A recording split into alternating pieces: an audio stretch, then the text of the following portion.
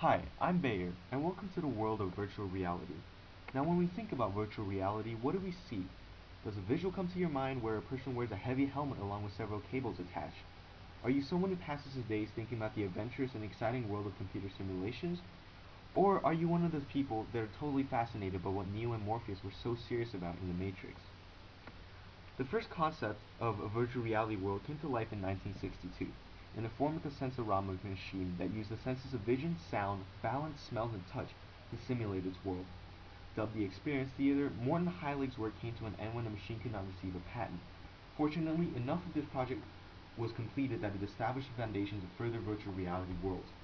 In 1974, the U.S. Department of Defense decided it had better things to do than defend a nation, and Maze Wars was created on ARPANET, the first network 3D multi-user first-person shooter that gave the public a first taste of a virtual world.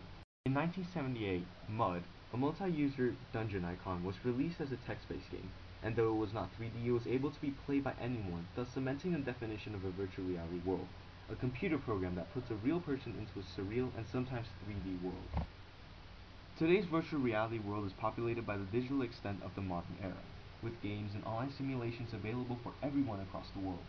Meet Steve, someone that is bored of his mundane life, sitting there in his cubicle typing up reports for his boss. Entering a virtual reality world of Second Life or World of Warcraft, Steve is able to create an avatar, a digital representation of himself that can do anything that the virtual world allows him to.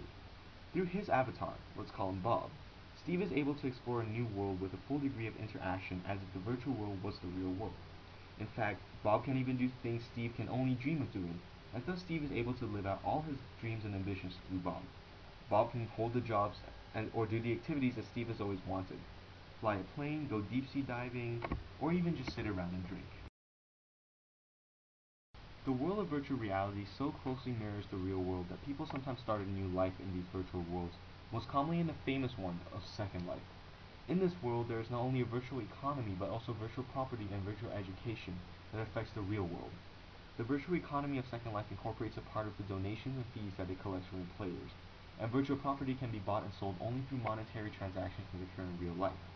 Many top-name universities such as Notre Dame and MIT have begun a virtual education on Second Life, providing whole in-class lectures through this virtual world. Though it might seem that the old virtual worlds of Sensorama have moved on, there is actually a proliferation of sensory virtual worlds, mainly in the fields of the military. The US Navy has created a virtual reality simulation that aids in the healing of PTSD, or post-traumatic stress disorder. Through reliving past experiences and immersing the victims of PTSD into combat situations, there can be a movement towards desensitization of PTSD and curing these veterans of the horrors of war. The advance of modern technology and computers has placed virtual reality worlds in the playing fields of the real world.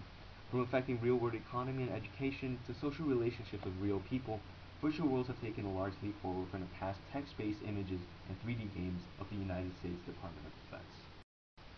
Once again, thanks for watching our short segment on virtual reality worlds.